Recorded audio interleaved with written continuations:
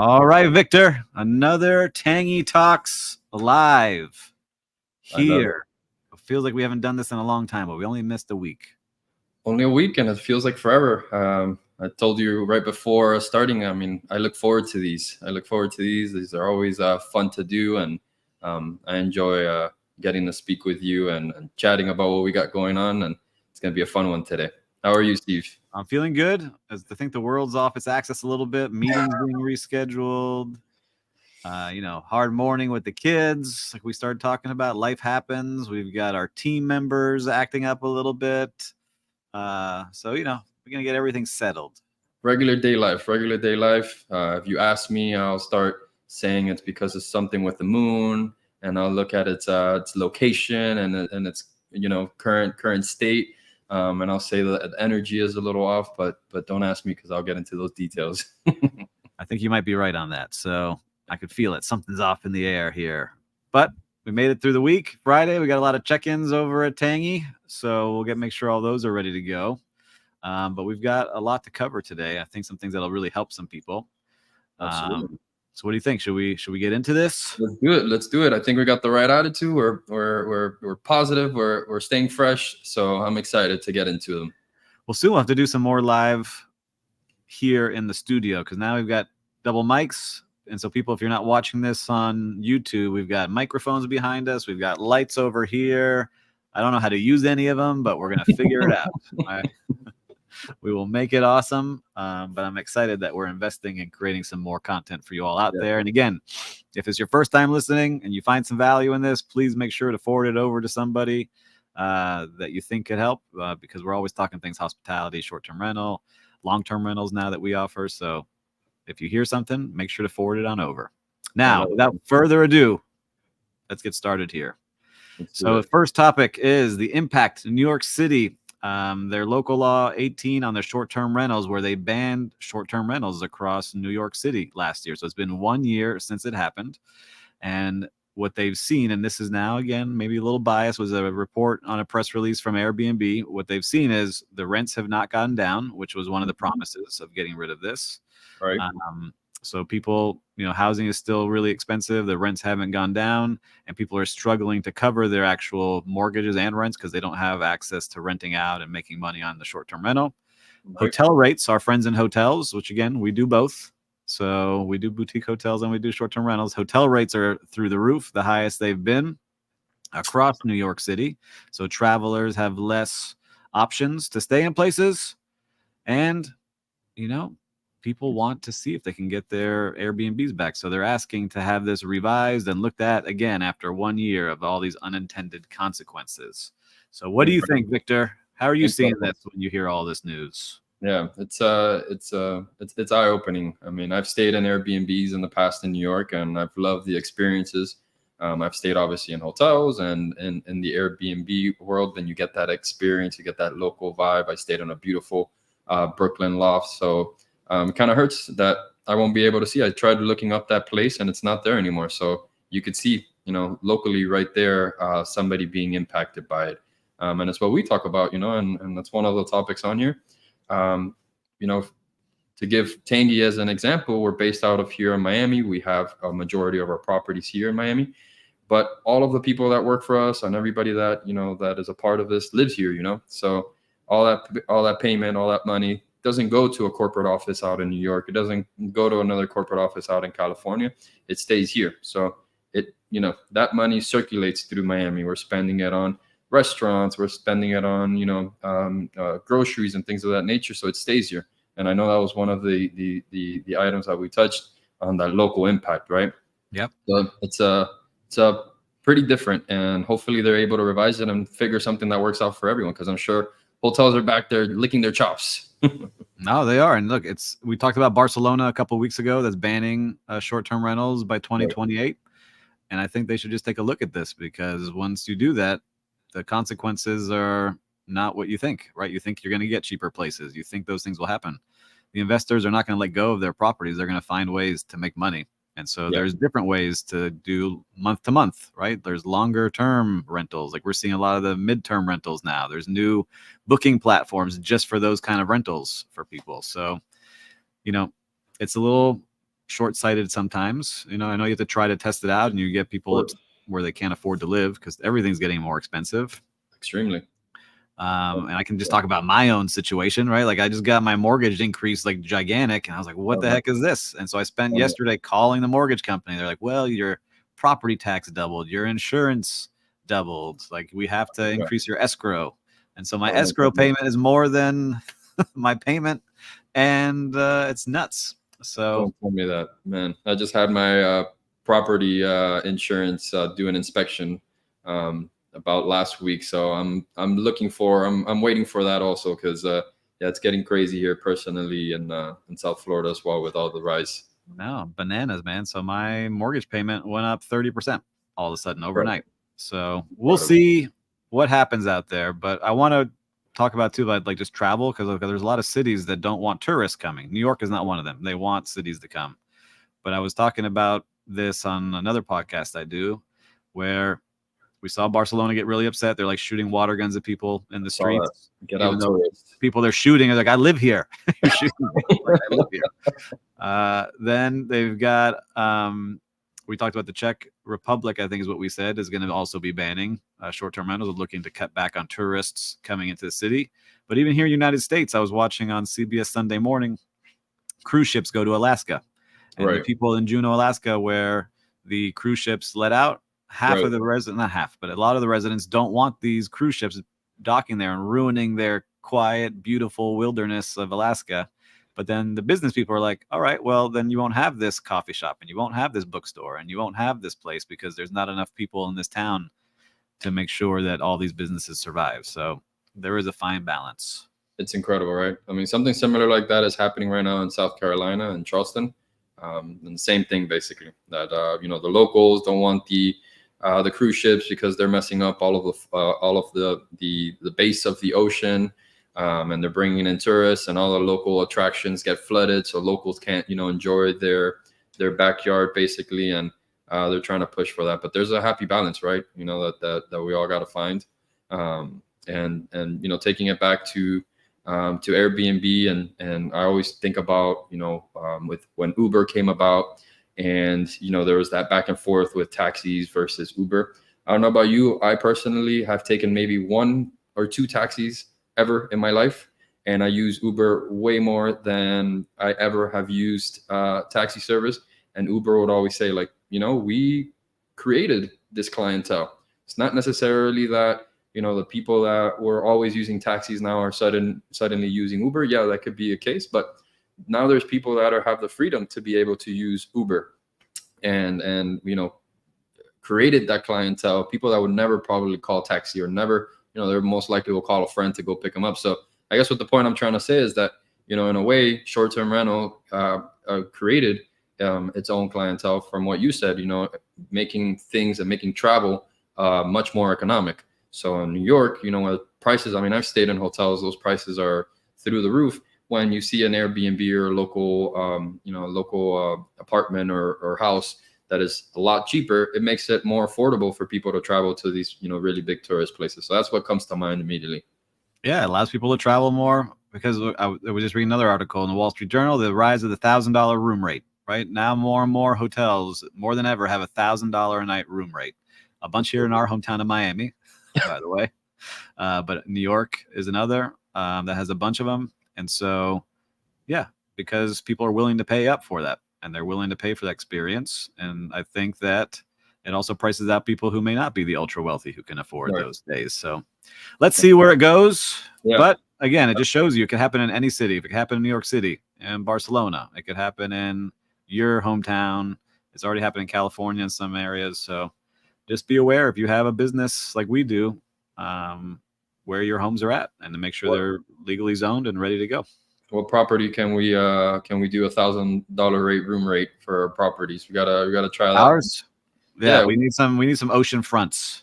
All of them are ocean fronts. So. Yeah, we talk about it. That's a good thing. That's a good little point that you kind of brought up. And we always say, especially in the summertime, it's like, is the rate sometimes too low, or are we pushing it too low? Maybe, guests are saying or wondering, like, why is that rate, this low? Should we push it up? Maybe when we push it up or a little bit higher, people will see like, wow, okay, this property is a little higher. So we're always like, talking and trying to speculate and making talk making about it. good Yeah. decisions. For people out there, it's like, what do you think? Right? It's like we Yeah. have some homes that are 3-bedroom, 2 bathrooms, and during season they're going for $600, $700 a Right. night. But off season, we see it very clear this off season in Miami, just like $199. And then something might be like, what's wrong with that 3-bedroom, 2-bath? Maybe it isn't very good because it's $199, right? And then some hotels do that. I can't say their names, but there's hotels that we know where I was meeting with the general manager, and they won't go below $750 a night, no matter what. Like how empty the hotel is, they won't drop, because then that perceived value is, oh, it's on sale. Like anyone can stay there, just like fashion clothes and designer purses and things like that. They don't want to drop. And so it's a hard balance with that versus a home when you need to get that home filled. It's crazy. I wonder what the top line of those properties look like.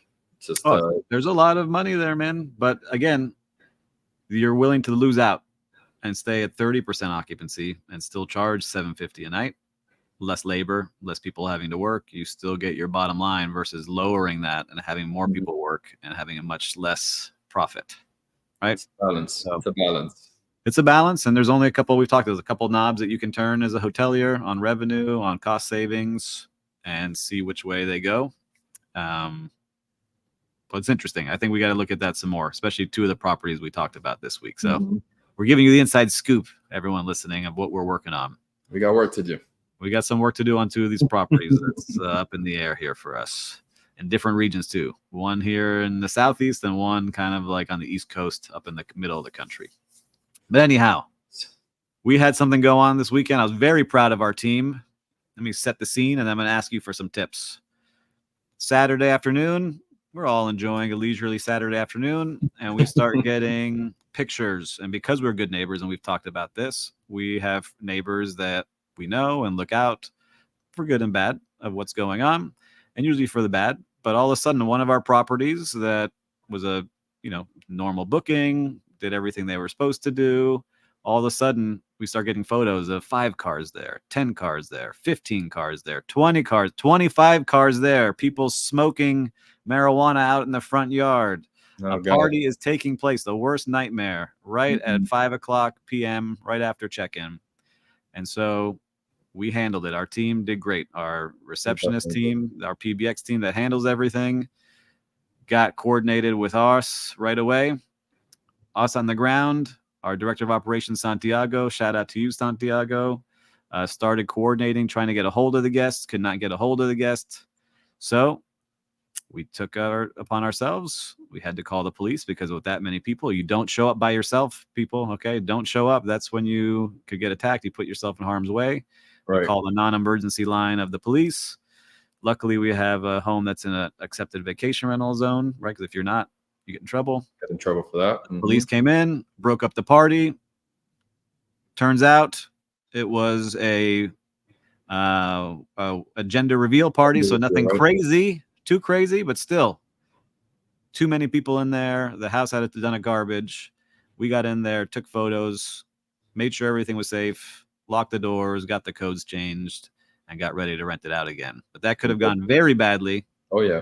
If we were not a management company and you're a single homeowner who rents out their house when they're traveling. So give us the tips here of how we were able to jump on that so quickly. It goes to show you, right? Even when you have all of these processes in place, when you have all of these things in place, you can have a guest that is not truthful or is not, renting your property for the right reasons. And I always tell homeowner, especially new ones that come on, they'll say, hey, how can we make sure that we never have a party? We never have any nuisance. And I'll say, if I sit here and tell you, that that's going to be realistic and we're never going to have any issues or nuisance, then I'd be, lying to you. And if the other management companies are telling you that, they're lying to you as well.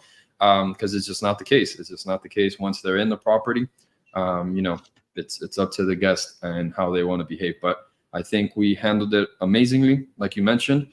I think we had steps and things in place already to be able to handle it so professionally and so seamless. First off, we had the relationship with the neighbor, as we always say, to be good neighbors and respect neighbors' quality of life. make sure they know who to contact, make sure they know who is the right person, instead of themselves picking up their phone call and taking it upon themselves to call the police, because at that point we're not in control of the situation, right? The neighbor is. So what did we do? We had a good neighbor that said, hey, something's going on, there's some nuisance. We jumped right on it. We said we're taking care of it, and send somebody that way.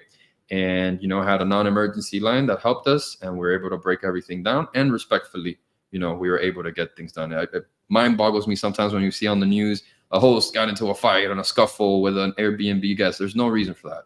At the end of the day, your life and other people's lives are more important than numbers, and money. So, we can fix up messes, we can fix up damages, but we can't fix up, somebody that gets hurt because there's an ego battle and stuff like that. So always cool and level-headed.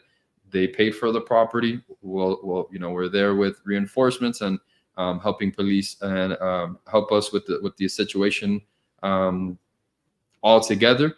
The guests were understanding and knew that they were they broke house rules. There was a contract that was signed, and they accordingly left the property without any issues, without any damages. Maybe a couple things in the pool that were tough in the pool, little things here and there. But like I said, nothing that was not manageable. So I think we got out of that situation a lot better. We haven't had one of those in a really long time.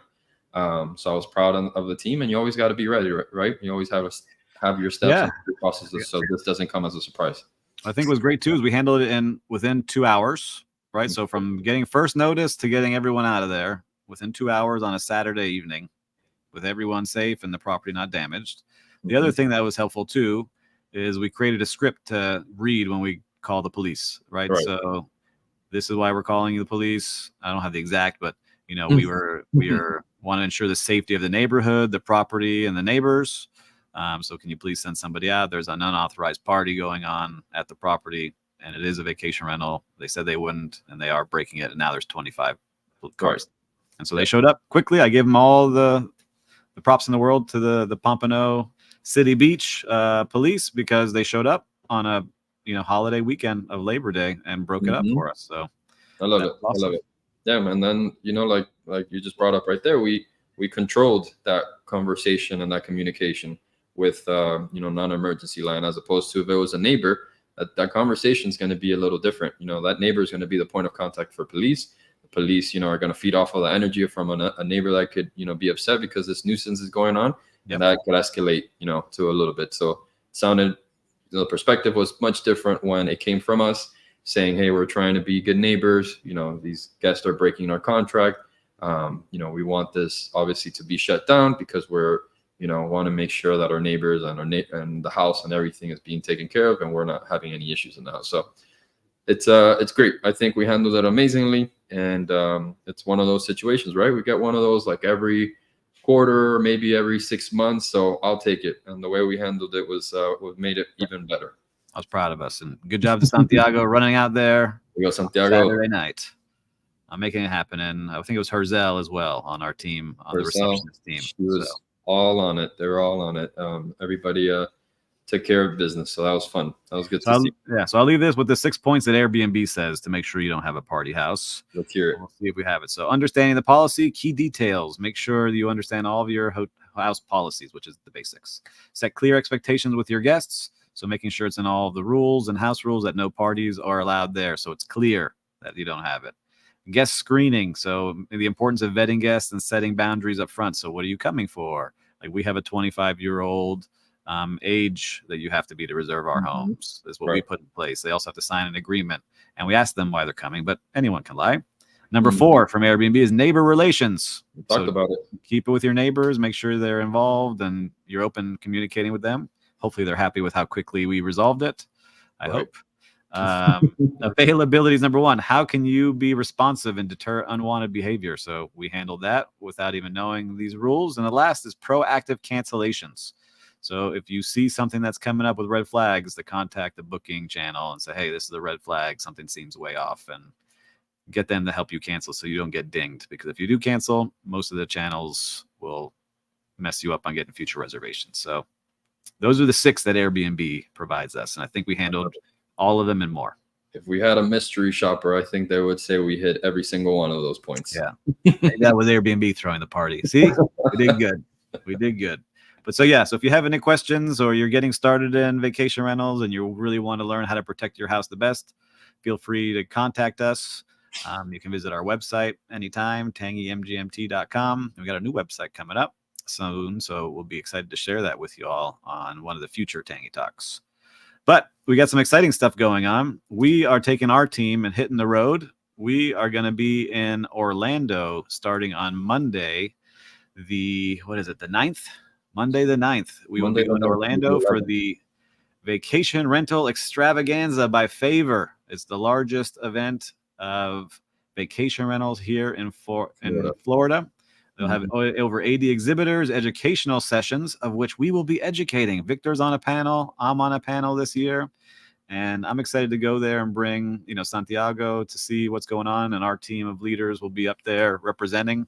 And shout out to Brightline Trains for getting us up there and giving us a complimentary ticket to get on up on the Brightline Trains up to Orlando from Miami.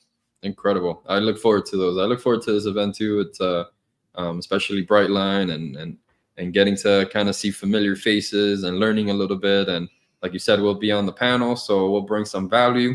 I have my panel. What are we discussing? We're talking about best practices. We're talking about employee retention and how to deal with employees or retention, obviously through the slower times. We're talking about some horror stories. So we'll share some fun little details. I know you got to do that last year and be on that panel.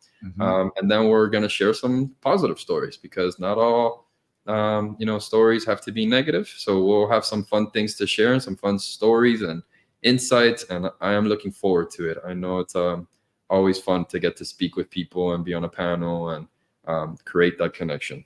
How about you, Steve? I don't know what we're talking about. I missed the call. I think you have the exceptional experiences, I think, is the title, and how we create those things. So I know how to talk about those. Yeah, and you guys are meeting on Monday, I believe, to go over all the details and all that. But you're one take Steve, so one take Turk. One take Turk. I'll be all right. I'm good. I'm good on my feet. There you go. There you go. It's gonna be fun. What are you most looking forward to? I think this year is actually, now that we've been in business this long, like, we know there's certain things we need to improve. So I'm excited to talk to some vendors about some of the challenges we have.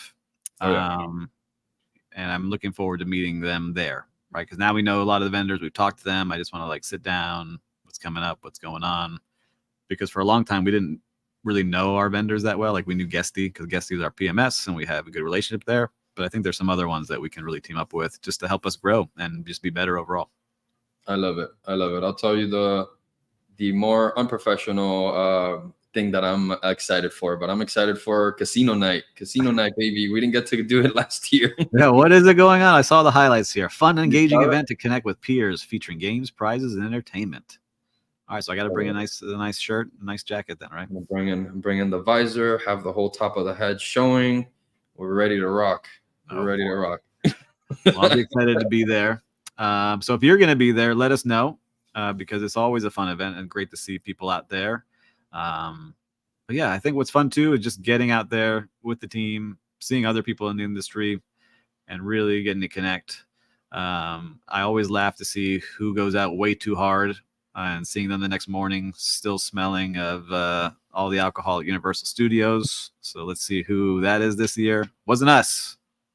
We showed up on time. We were professional. But there were some others that were sleeping on the couch in the lobby. So we'll see how that shapes up this year. But what else can we talk about here? We've had a lot go on this week. Do you want to talk about some team member challenges or anything like that, and maybe use core values of how to hold people accountable? 100%. I think it's a good little topic to speak about. But I mean, we are seeing this week, and we've been seeing the past couple of weeks and thankfully we have something like this in place, and we have our core values set.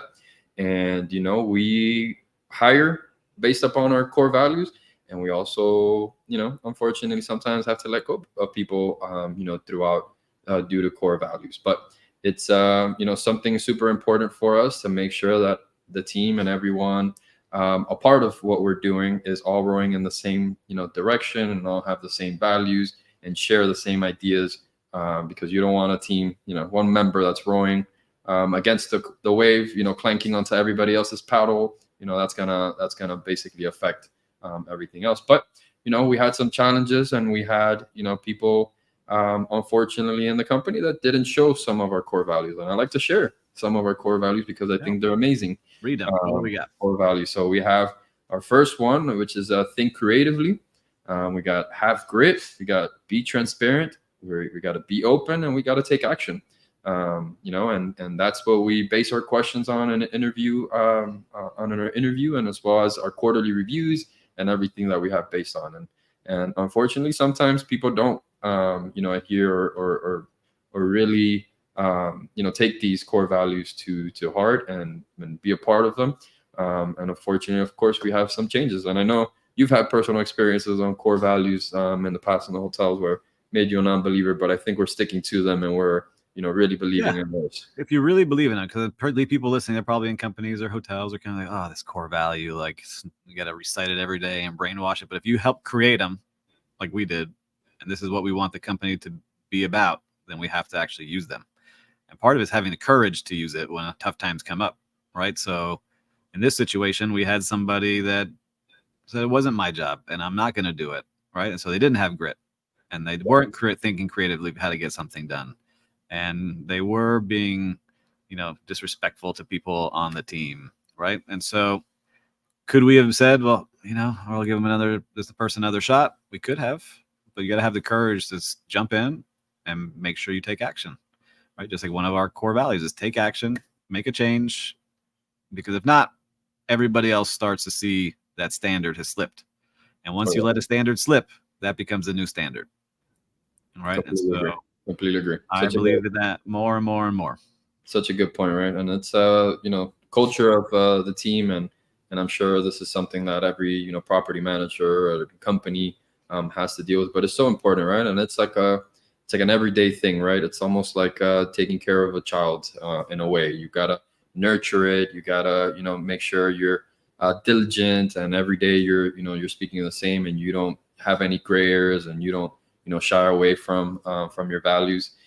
So it's so important. And to us, it's extremely important because I believe in building a loyal team, and being part of our core values of obviously being open and being transparent, and we communicate that with our team. We want to build something from a foundation up, and we love everyone growing within the company and growing with us. As our company takes off and increases and gets bigger. So it's super important to every day, just every day, just be on it and saying, like what you said, make sure those standards don't fall. Super important. And I would leave it with this, is that it's hard to do, right? When it's somebody that's all right, well, they're not performing, they're not doing good, they should go. The other part is when they are a superstar, and I work with people like this that are a superstar at what they do, but they're just an awful person to everybody around them. And you see the turnover very high of all the people that could become superstars or are key players because they don't want to work with that awful superstar. And so I've seen that many times. I've worked with someone like that. And so I've worked in many places, so I won't say which place. I'm sure you've worked with people like that, but that's what I think the core values helps, is if you really stick to it, that person doesn't make it through. That superstar, even though they're great at that one thing and it helps build the business or helps keep the business going in some way, they got to go. And so I believe in that now that I've had all this experience. That's what I'm making sure we do. I love it. Yeah. And in a personal side, you've instilled that, man. And I'm sure some listeners maybe not know our story, but I started working with you in a company where you were instilling those values, and you were dad first. You were an honest person. You were always like, let's make sure we do things the right way. I don't care what other companies are doing. I want to make sure that at night I could sleep. And you would say that every day. And that, obviously caught on in my brain. And now I practice those same, those same things that you taught us. And that's why we're working together now, because, we share those same values, and we want to do good, and we want to do things the right way. And that's why it's just so important. So I'm thankful for that, and I'm thankful for you and always doing and showing us the right way. And it's so true, man. When you, especially when you have kids now, when you can go to bed and comfortably sleep and say, you know what, I did my part. I did this the right way. I don't have anything that will keep me up at night, your life is just so much better, and the balance of everything is just so much better. So no, it's true. I like it. Look at it. We're talking about this. I wrote something on LinkedIn today because I've been thinking about it a lot. I was looking at myself 10 years ago. So 10 years ago, we're in 2024, 2014. I just started Vita in 2014, 10 years ago. I was like, man, that time flies. And I'm thinking about future Steve. Like, all right, I want to set up future Steve for success. So I'm putting in all the effort, all the consistency, all the opportunities. I'm going after him now because I want future Steve in 10 years to look back at me and be like, good job setting this up, versus like, man, you could have done this or you could have done this better. Right. Because I had that a little bit with past Steve, but that was all part of the journey. Right. Like learning. I didn't know what I didn't know. 100%. So now let's keep it going. So for future Victor in 10 years, right? You're in my shoes from 10 years ago. What is he doing to set up future Victor?